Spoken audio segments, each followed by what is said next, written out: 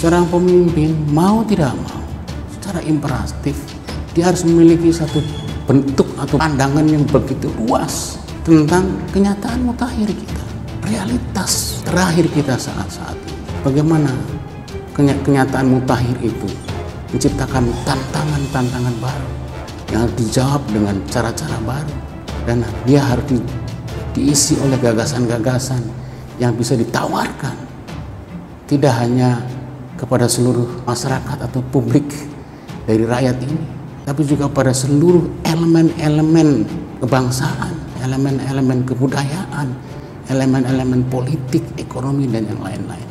Apa yang telah ditawarkan oleh seorang pemimpin, dalam hal ini pemimpin yang sekarang berkuasa? Apa yang telah ditawarkan? Gagasan apa?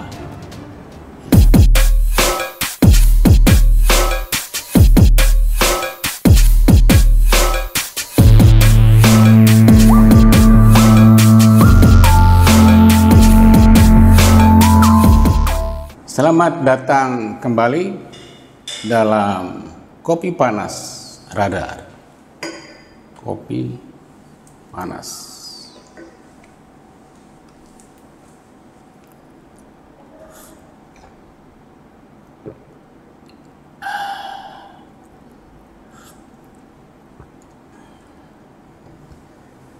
Saudara-saudaraku sekalian,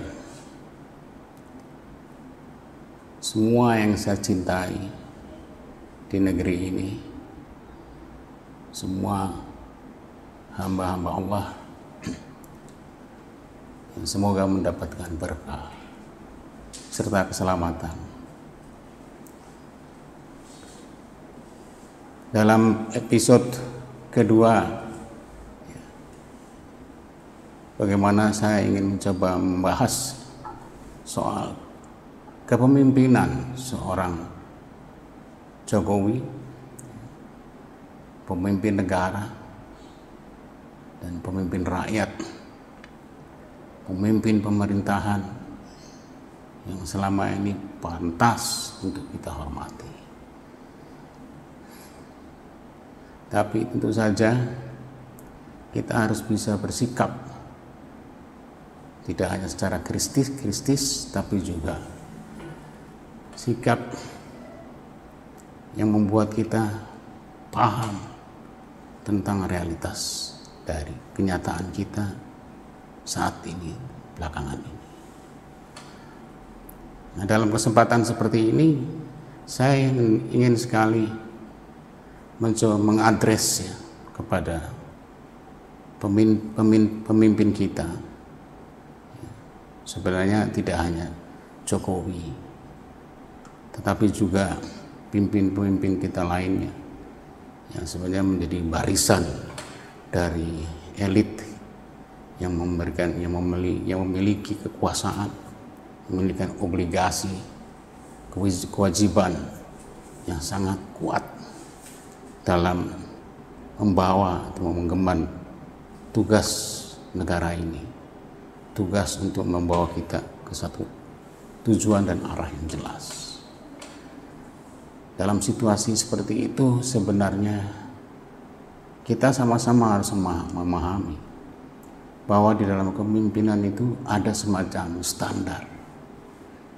standar yang sebenarnya ada pada riwayat dari kepemimpinan di seluruh dunia, bahwa ada sejarah yang mengajarkan kepada kita bagaimana pemimpin-pemimpin dunia dari zaman dahulu kala bisa membawa bangsa-bangsa yang besar itu ke dalam satu gerbang, ke dalam satu cita-cita, ke dalam satu tujuan, ke dalam satu pintu di mana kita bisa membuka ya, dunia baru. Dan itu yang harusnya juga dilakukan oleh pemimpin-pemimpin yang kita miliki saat ini.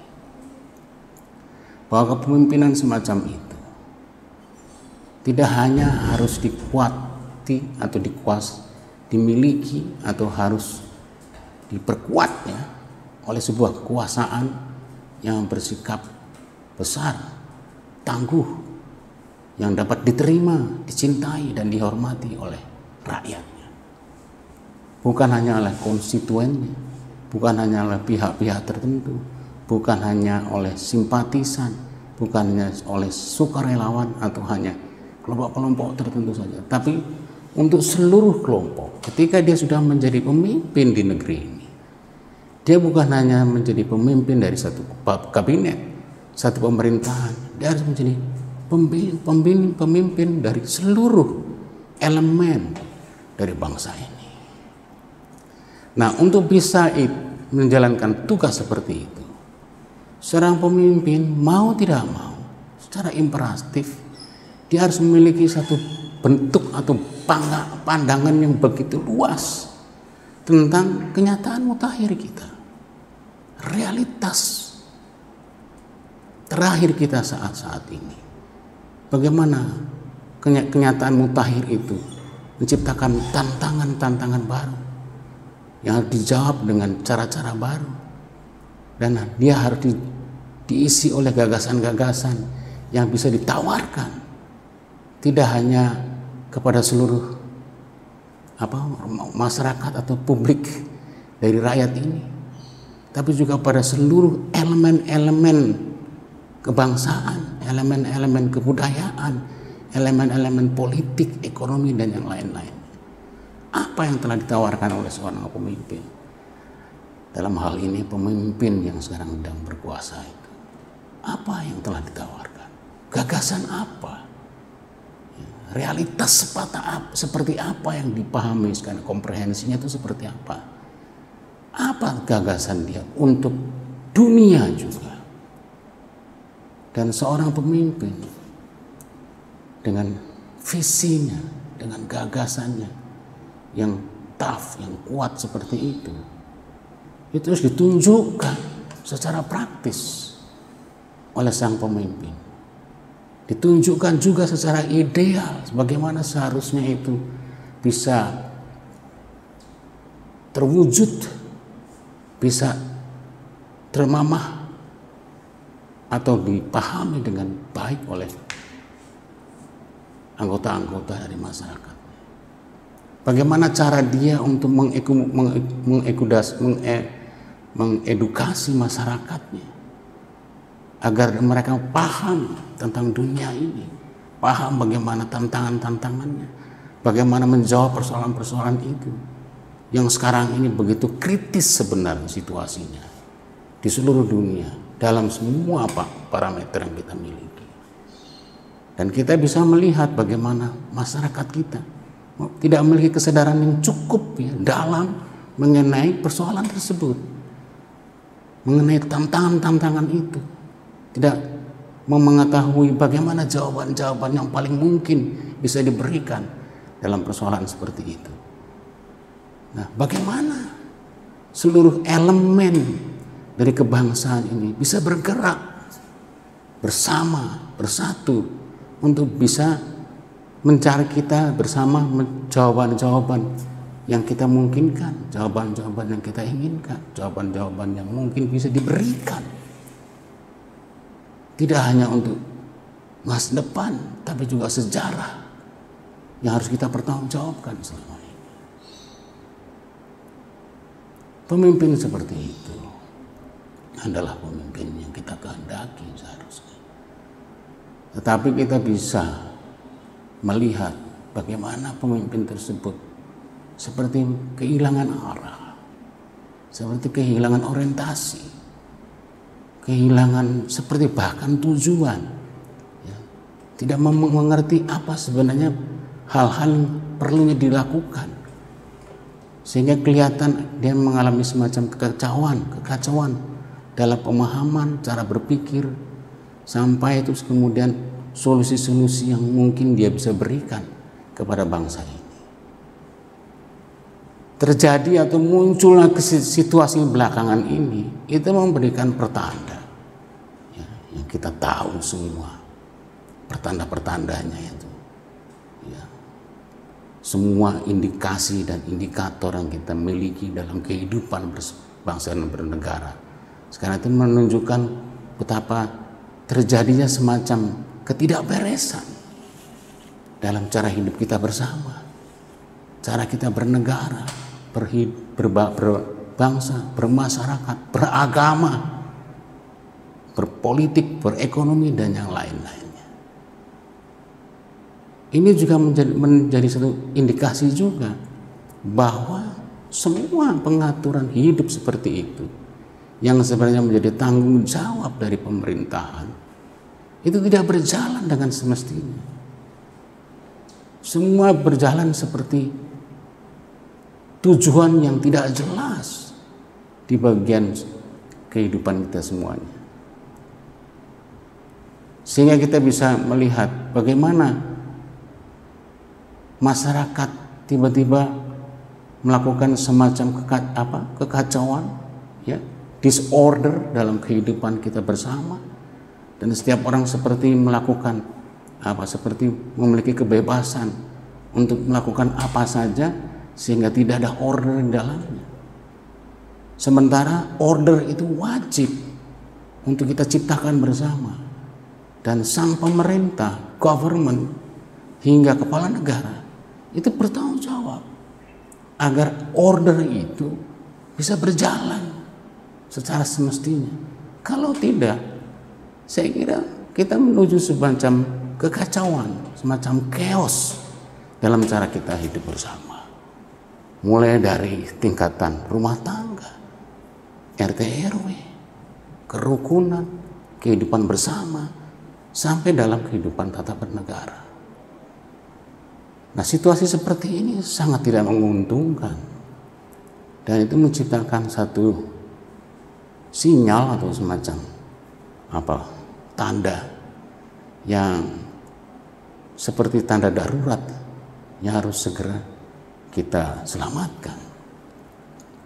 Nah, kekacauan yang bisa lepas kendali semacam ini itu tidak bisa lagi diatasnamakan pada gagasan-gagasan yang selama ini bersimpang siur dalam kepala kita, bersimpang siur dalam kehidupan kita, dalam kehidupan bersama kita, di dalam realitas mediatik, informatik, dan yang lain-lain.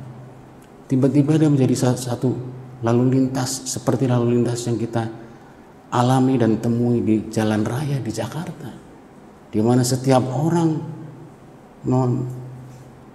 melakukan pelanggaran-pelanggaran kecil maupun besar secara semena-mena, tidak tahu bahwa sebenarnya ada aturan, ada law enforcement yang kuat harusnya.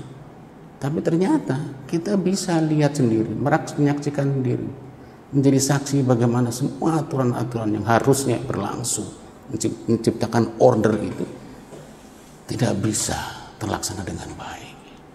Dan ini adalah penanggung jawab negara.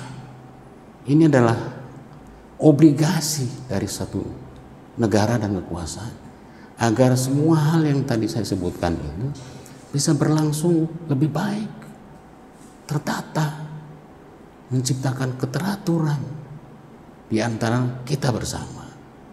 Tapi kita tahu sendiri bahwa hal-hal yang teratur itu sekarang mengalami kekacauan, kehancuran.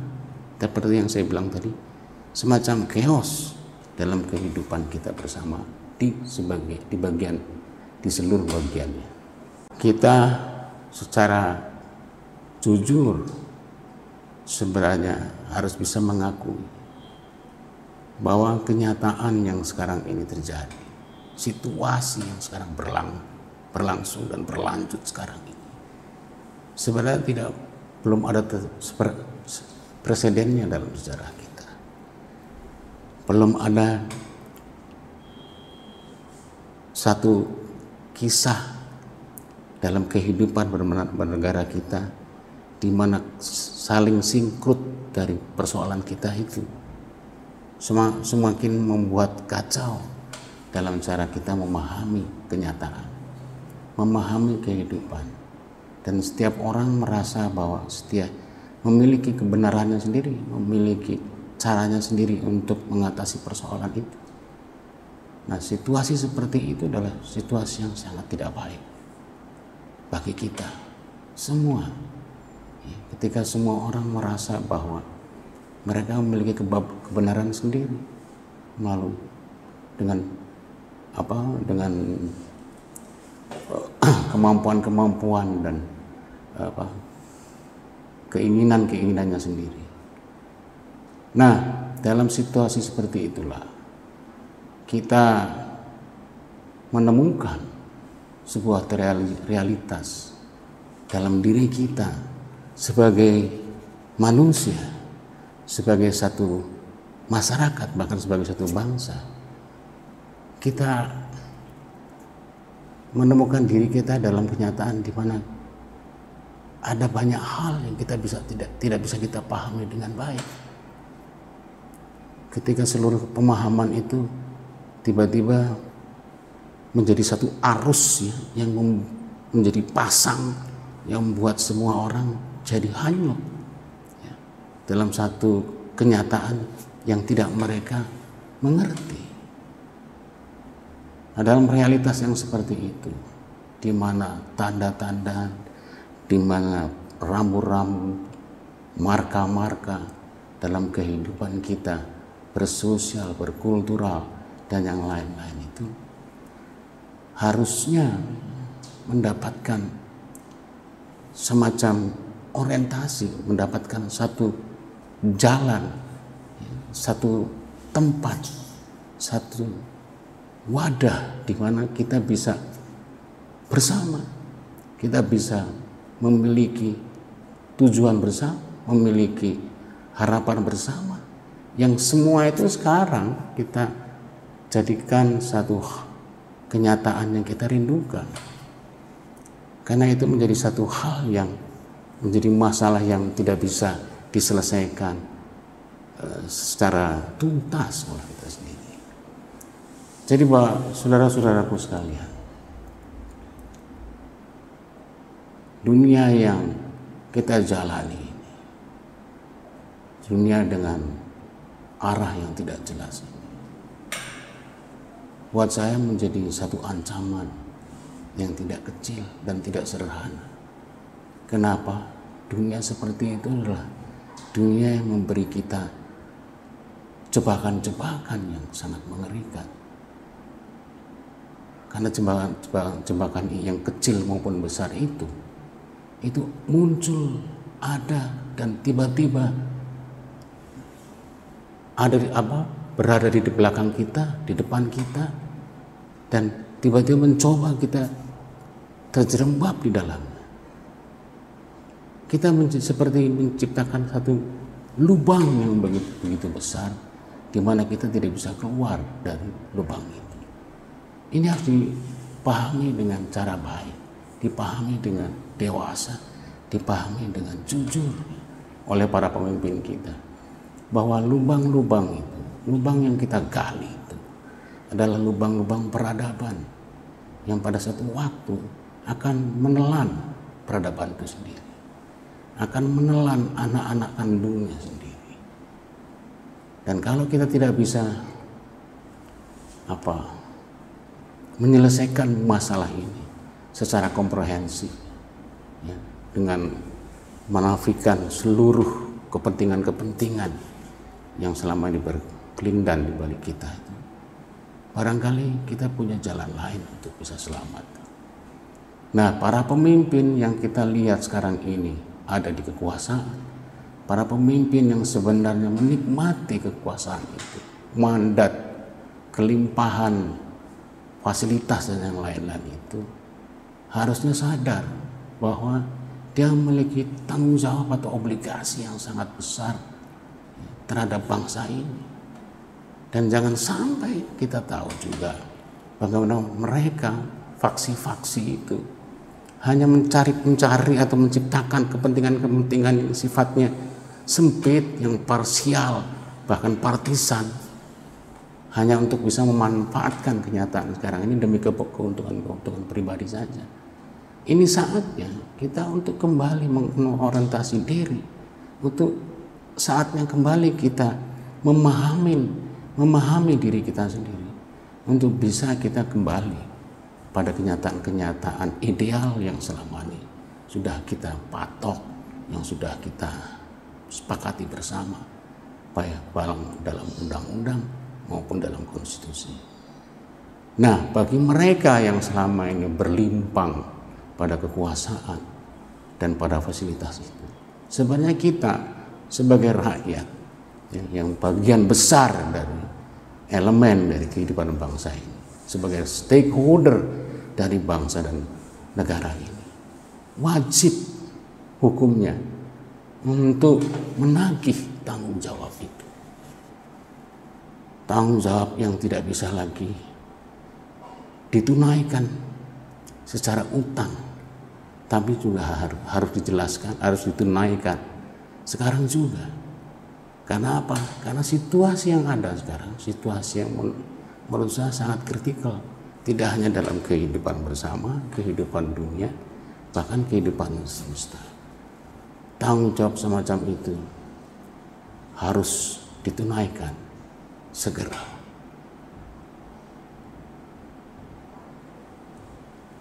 Terima kasih. Semoga ini bermanfaat. Sampai ketemu lagi di Kopi Panas berikutnya.